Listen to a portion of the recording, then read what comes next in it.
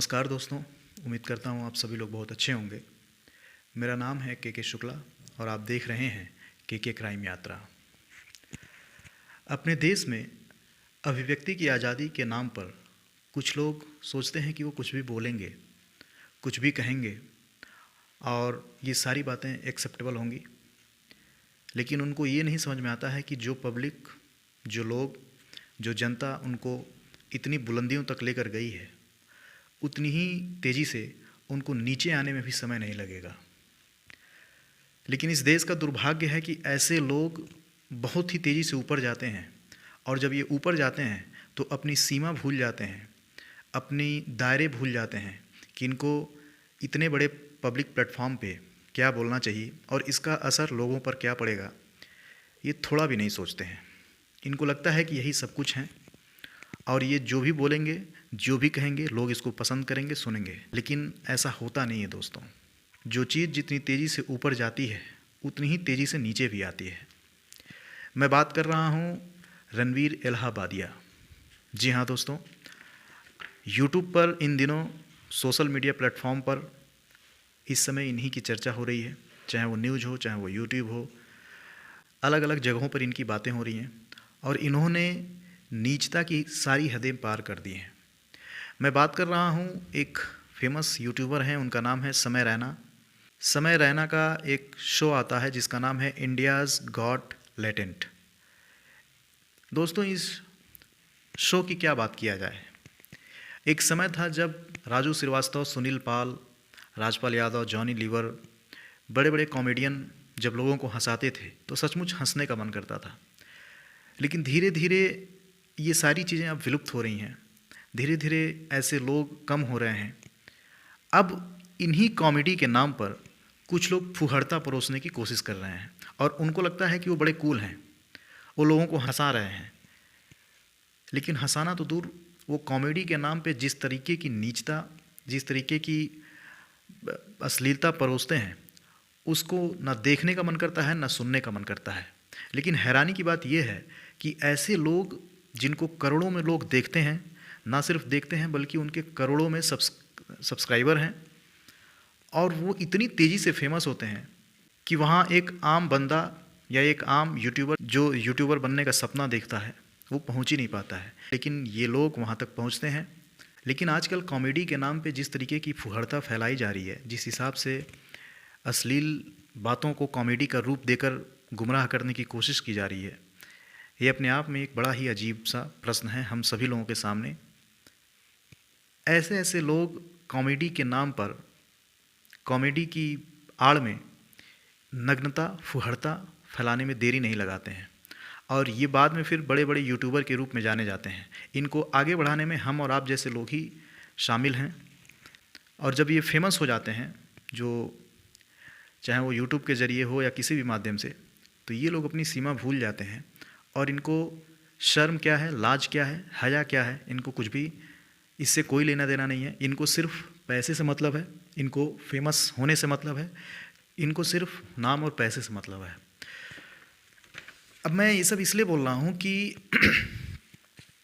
8 फरवरी 2025 की रात 9 बजे के आसपास यूट्यूब पर एक वीडियो अपलोड किया जाता है। वीडियो अपलोड करते हैं फेमस यूट्यूबर समय रैना। जैसा कि मैंने बताया कि उनका एक शो आता है इंडियाज़ गॉट लेटेंट। उसमें अलग अलग कंटेस्टेंट आते हैं और जिसमें ये कुछ 4-5 जज बैठे होते हैं। अच्छा, उन जजेस में कुछ नाम हैं जो मैं आपको बताता हूँ। इनमें मशहूर यूट्यूबर जसप्रीत सिंह, आशीष चंचलानी, अपूर्वा मखीजा, समय रैना, रणवीर इलाहाबादिया, ये 4-5 लोग बैठे होते हैं और उनके सामने 8 फरवरी को एक शो में, मतलब जिस इंडियाज़ गॉट लेटेंट जिसकी मैं बात कर रहा हूँ, पहली बात कि ये शो मैंने भी देखा है। देखा क्या है, मैंने झेला है। मैंने सिर्फ ये देखने के लिए, जांच करने के लिए कि आखिर इसमें होता क्या है। दोस्तों, इसमें कॉमेडी के नाम पर गाली गलौज, अश्लीलता, फुहड़ता, नीचता की वो पराकाष्ठा है जिसको हम आम लोग आपस में बात भी नहीं कर सकते हैं। और ये लोग गाली देने को एक दूसरे के बॉडी पार्ट्स के ऊपर ये लोग कमेंट करते हैं और उसको ये लोग कॉमेडी समझते हैं और बात बात में गाली देते हैं। तो ये तो आलम है, इसको ये लोग कॉमेडी कहते हैं। और अपने आप को कूल दिखाने के चक्कर में ये लोग अपनी सीमाएं लांघ जाते हैं और इनको लगता है कि पब्लिक सब कुछ एक्सेप्ट कर लेगी, इनको सराखों पर चढ़ाएगी। लेकिन ऐसा होता नहीं है दोस्तों। जो लोग जितनी तेज़ी से ऊपर जाते हैं उतनी ही तेज़ी से नीचे भी आते हैं, अगर वो उस अपनी पद की गरिमा को नहीं समझता है तो। अब मैं आपको बताऊं दरअसल पूरा मामला है क्या। मामला ये है कि 8 फरवरी की इस शो में, ये जो शो है इंडियाज़ गॉट टैलेंट, आप लोग पूरी बातें तो सुन ही चुके होंगे, लेकिन जो पूरा मामला है, पूरा जो मामला भड़का है वो इसलिए भड़का है कि रणवीर इलाहाबादिया इस शो में बतौर गेस्ट बनकर जाते हैं और वो एक कंटेस्टेंट के सामने हंसी मजाक चल रहा था। ये लोग अपनी जो कॉमेडी क्या बोलें उसको, फुहड़ता जो लोग फैला रहे थे, उस फुहड़ता को फैलाने के दौरान रणवीर इलाहाबादिया उस कंटेस्टेंट से पूछते हैं कि क्या तुम अपने माँ बाप के जो प्राइवेट मोमेंट्स हैं उनको देखना पसंद करोगे या उनको ज्वाइन करना पसंद करोगे। दोस्तों ज़रा सोचिए कि हमारे देश में हम लोग अपने माँ बाप को भगवान का दर्जा देते हैं, भगवान की तरह पूजते हैं, और उसी देश में इस तरह की बातें हो रही हैं कि क्या आप अपने माँ बाप के प्राइवेट मोमेंट्स को देखना चाहेंगे या उनको ज्वाइन करना चाहेंगे। ये सोचने भर से भी इस व्यक्ति की जो मानसिकता है उसको समझने की कोशिश कीजिए। जो चीज़ें हम लोग सोच नहीं सकते हैं उसको ये व्यक्ति उस कंटेस्टेंट के सामने बोल रहा है, ना सिर्फ बोल रहा है बल्कि हंस भी रहा है। और सबसे बड़ी हैरानी की बात यह है कि वहाँ जो लोग बैठे थे वो भी हंस रहे थे, और रणवीर इलाहाबादिया के बगल में जितने भी लोग थे, जितने भी बड़े बड़े यूट्यूबर थे, चाहे वो आशीष चंचलानी हो, समय रैना हो, खुद रणवीर इलाहाबादिया हो, एक लड़की है जिसका नाम है अपूर्वा मखीजा, मैं तो इसे जानता भी नहीं, ये भी बैठी, इसकी भी एक अलग ही कहानी है। इसने भी जो मेल हैं उनके प्राइवेट पार्ट्स के बारे में ऐसे ऐसे कमेंट ये कर रही थी जिसको लोग कूल समझ करके हंस रहे थे। तो ऐसे ऐसे लोग उस शो में थे। जैसे ही रणवीर इलाहाबादिया ये भद्दा कमेंट उस कंटेस्टेंट से करते हैं, हंसते हैं, उसके बाद ये 9 तारीख को वीडियो अपलोड होता है, लोगों तक ये वीडियो पहुंचता है। जैसे जैसे लोगों तक ये वीडियो पहुंचता है ये वीडियो वायरल हो जाता है।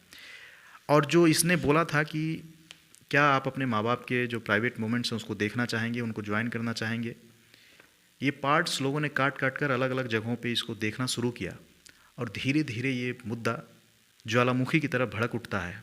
लोग आपस में बातचीत करने लगते हैं कि कोई व्यक्ति ऐसा कैसे बोल सकता है जिसको हम लोग आइडियल मानते हैं, जिसके पॉडकास्ट के जरिए, जिसके इंटरव्यूज़ के जरिए।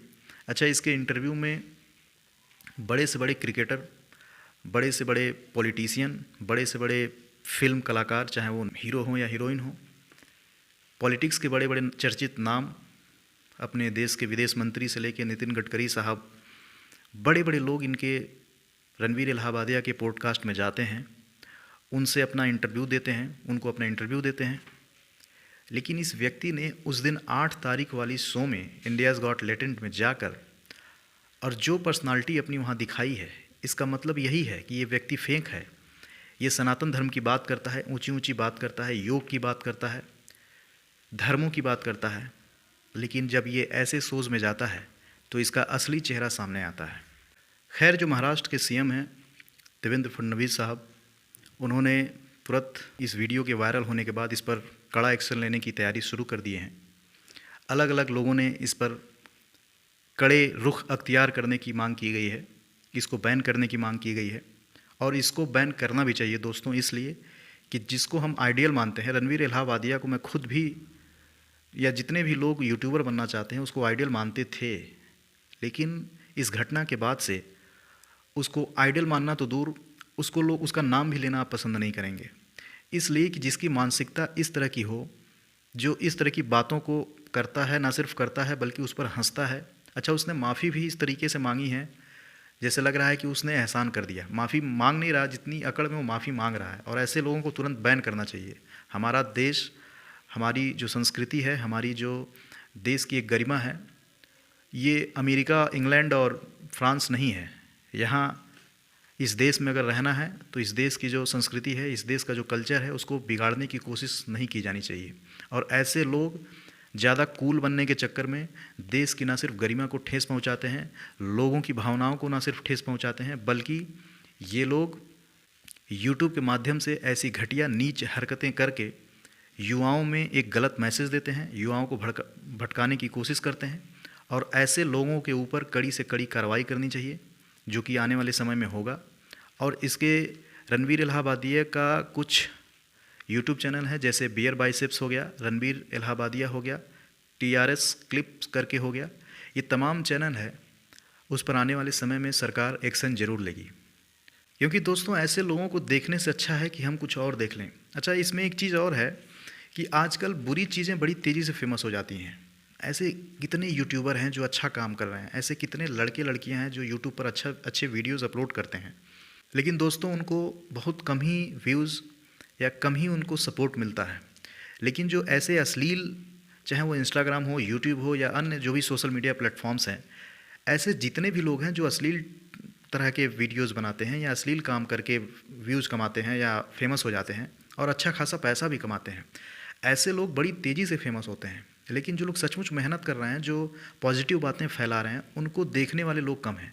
तो दोस्तों ये जिम्मेदारी हमारी और आपकी है। उनको कौन बढ़ा रहा है? हम ही आप तो बढ़ा रहे हैं। तो ये हमारी जिम्मेदारी है कि ऐसे लोगों को हम लोग ना ही देखें दोस्तों।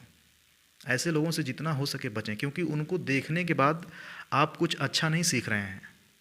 अब आपसे कोई कहे कि आप अपने माँ बाप के, मैं क्या ही बोलूँ इस पर, तो ऐसे लोगों को तुरंत बैन करना चाहिए। और जितने भी लोग हैं, ऐसे लोगों को जिन्होंने सब्सक्राइब कर रखा है, उनको तुरंत अनसब्सक्राइब कीजिए। ऐसे लोगों को फॉलो मत कीजिए और ऐसे लोगों को देखने से बचिए दोस्तों, क्योंकि ये लोग समाज के ऊपर एक कलंक हैं जो हमारी सभ्यता संस्कृति को नष्ट करने का काम कर रहे हैं। तो मेरा यही मानना है दोस्तों, इन पर कड़ी से कड़ी कार्रवाई करनी चाहिए, इनके ऊपर एक्शन लेना चाहिए। क्योंकि ऐसे लोग अगर समाज में रहेंगे तो सिर्फ नग्नता, फुहड़ता और अश्लीलता को कॉमेडी का नाम देंगे, और कॉमेडी के आड़ में ये लोग सिर्फ नफ़रत और गंदगी फैलाएंगे। थैंक यू दोस्तों।